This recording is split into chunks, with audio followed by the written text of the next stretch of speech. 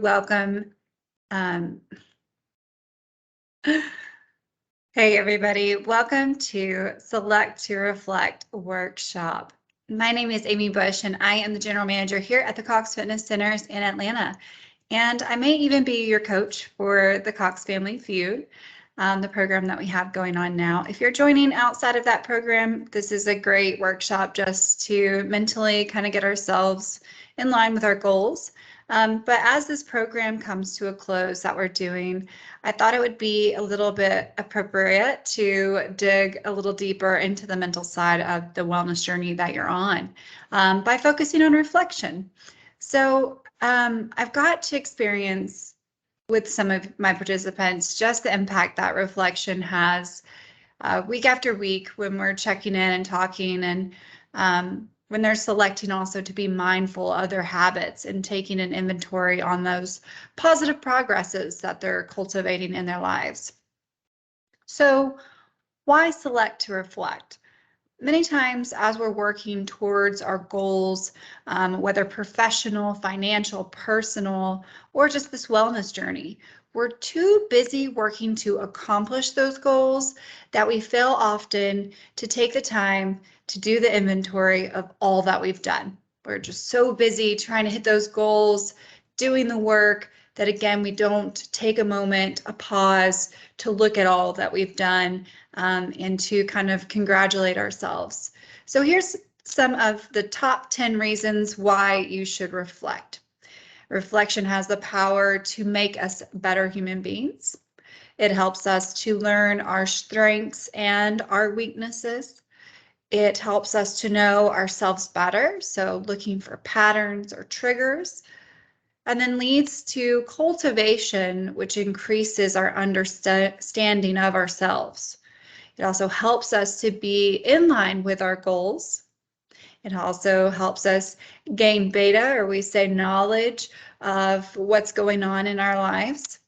It also helps us to be aware of our behavior patterns, our mindlessness, even, you don't even know sometimes that we're doing things unless we're reflecting and noting and recording those things. So it's great to be aware of that behavior. It also helps us to be more patient with ourselves. So grace, I'll say that again later in this talk, of when we mess up and things don't go quite as planned.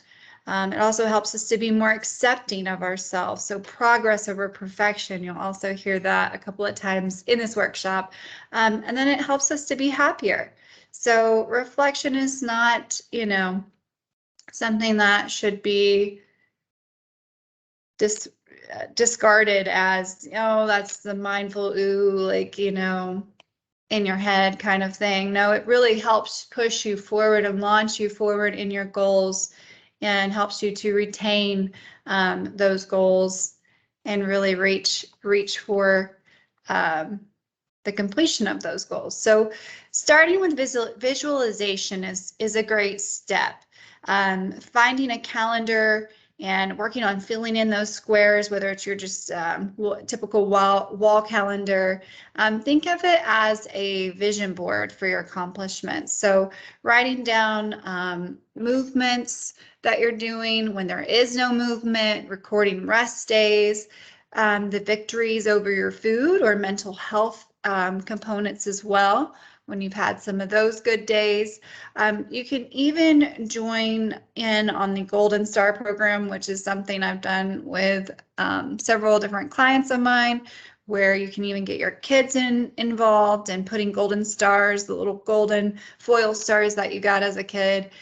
Each day you had a victory, and that's victory in whatever those goals are that you're having, the physical, the nutritional side, mental health wise, and having them put them on your calendar for you. But calendars on Outlook can also be really great, a way to plan those movement pieces, or even, unfortunately, scheduling, eating, taking breaks, but also looking back on that Outlook calendar and seeing, wow, I blocked this out in my calendar last week and I was able to really make that a priority in my calendar, my work week. So that's a great way also, using that Outlook calendar as well. And looking back on it, did you work through lunch? Are you taking those micro breaks to walk and stretch? Did you find time to stop and find that final stopping point at the end of your day to do exercise? Making sure you're really reflecting and looking at those visual pieces that you have to help you understand what's going on and what's not going on that align with your goals or not align with your goals. Being mindful helps us to get connected with ourselves and the habits that we're trying to change. You use these visual tools or you write it down. Another great thing with writing it down is journaling, which is a great tool. It can make sure that you don't just and making sure that you don't just, write it down and leave it to never be reviewed. Really use that journaling to, again, have those pieces to reflect back on.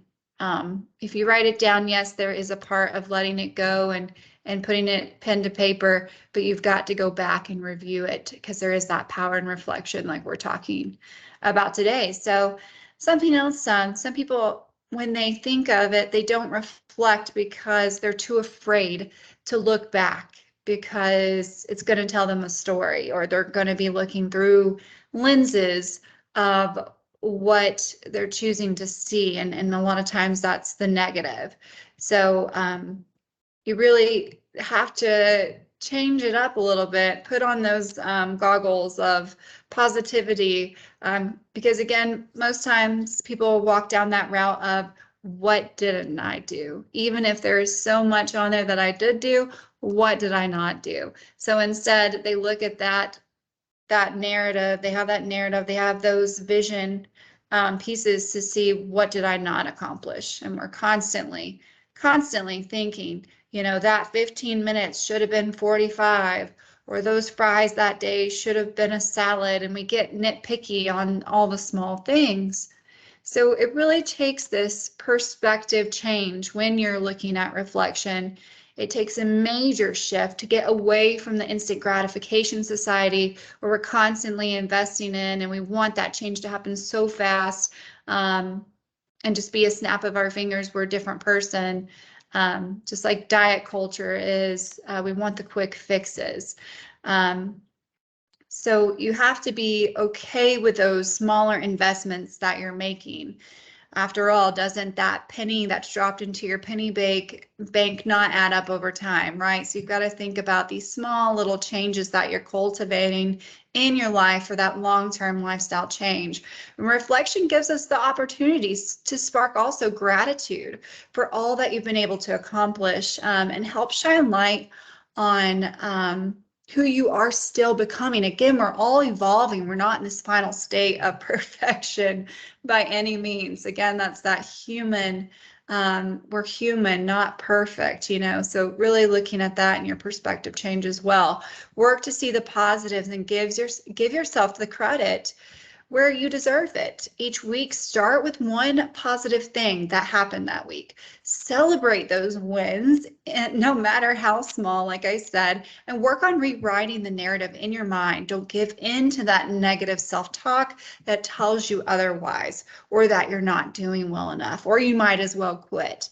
It takes a lot to let go of that negative pathway. We are so ingrained in that negative neurological pathway. It's so easy to go down that, and then we end up going into that spiral of you might as well quit. So see also those roadblocks that come up as just a detour, not a permanent closure to your goals. Take the chance to look at what you overcame instead.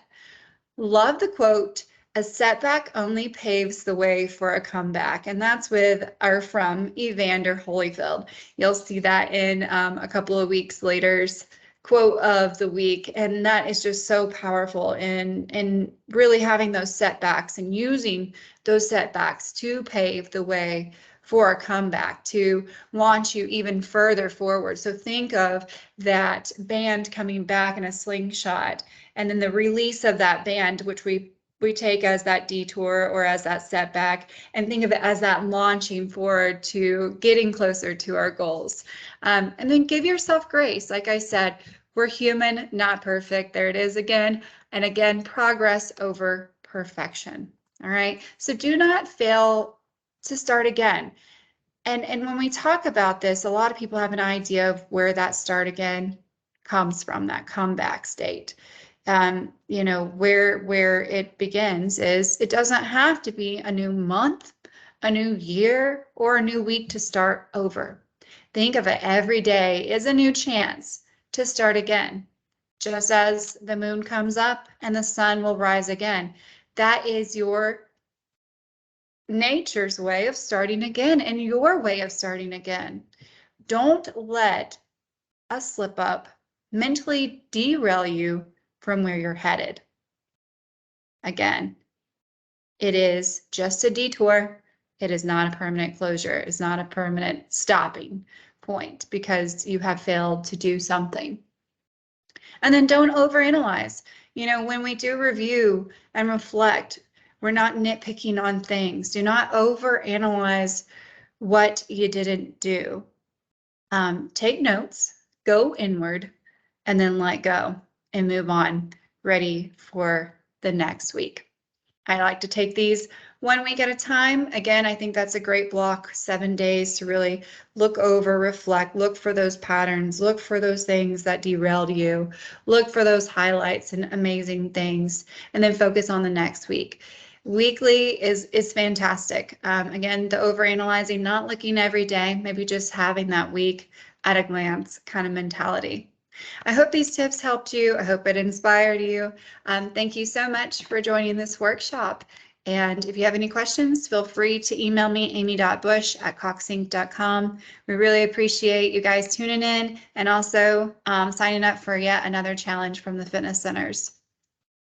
Have a great day.